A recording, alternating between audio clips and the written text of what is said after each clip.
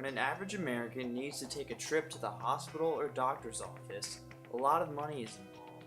The doctors must be paid somehow, and they are usually paid through their patient's healthcare plan.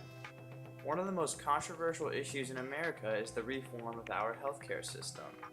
The healthcare system we use now consists of three main components: private insurance companies, Medicaid, and Medicare. Medicaid is a government-run system that sends money to the healthcare providers of certain low-income families. Medicare is also a government-run system and it provides health insurance coverage to citizens the age of 65 and over.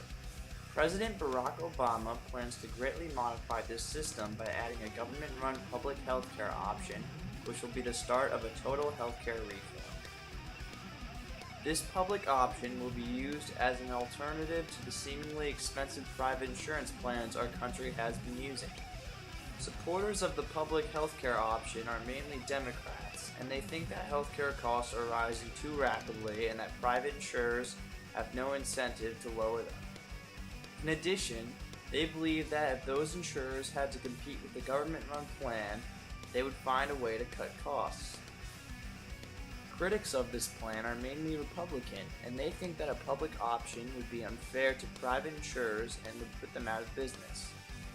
They say that a government-run healthcare program would also be disorganized and might deny needed care to sick people. Additionally, they believe that providing healthcare for all Americans would be too expensive and cause long-term damage to the U.S. economy. Although the healthcare system we use now does have flaws, President Obama's healthcare reform plan is not necessary because not only will it give the government too much power, but also it will lower wages as well as hiring rates. In addition, it will cost the United States too much money in the long run. One of the main goals of President Obama's plan is to make healthcare more affordable, but it will only end up hurting the economy, especially small businesses. If the public option gets passed, wages and hiring rates will be chronically depressed.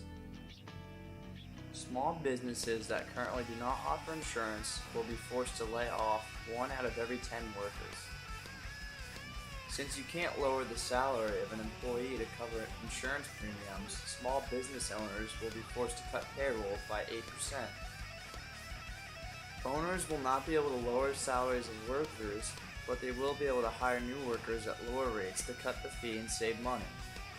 When a company demands a rebate, they cut the salaries of the contractors. When it hires someone new, it adds the cost of the rebate into the salary, hiring people for less money.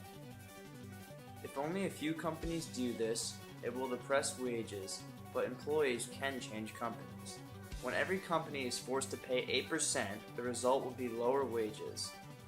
As a result, the public option will leave a large price tag that will cost future generations because healthcare is 1/6 of the nation's economy.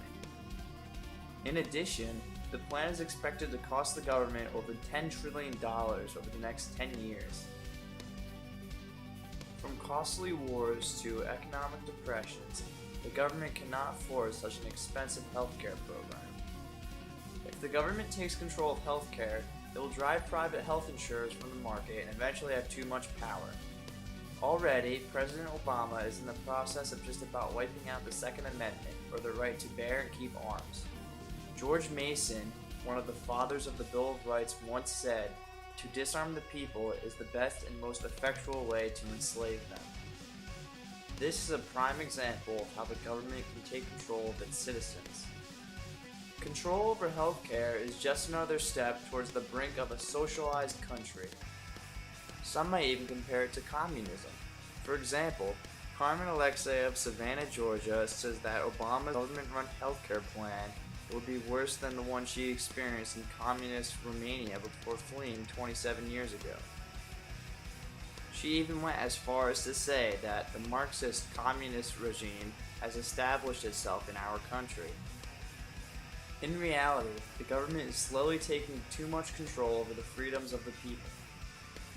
Giving the government control over our healthcare system is not something the people of the United States of America can afford to do. In reference to the government-run healthcare system, Republican Senator Charles Grassley of Iowa states that it will come to a single payer, that denies the American people choice. Throughout our history, monopolies have always been torn down once they got too powerful. Who's going to tear down the government once it has control over everything? In the end, a total reform overhaul of the healthcare system of the United States is simply not necessary. Although it certainly has a few benefits, those benefits will have bad long-term side effects. Obama's plan will be disorganized, expensive, and it will give the government too much power. In addition, it will lower wages and hiring rates, which will sink our country into an even greater depression. The system we use now does have a few flaws, but we are capable of modifying it in order to get rid of those flaws. We can find ways to make health insurance through private insurers more affordable and reasonable. As United States Representative Jack Kingston says, if your kitchen sink is leaking, you fix the leak. You don't take a wrecking ball to the whole kitchen.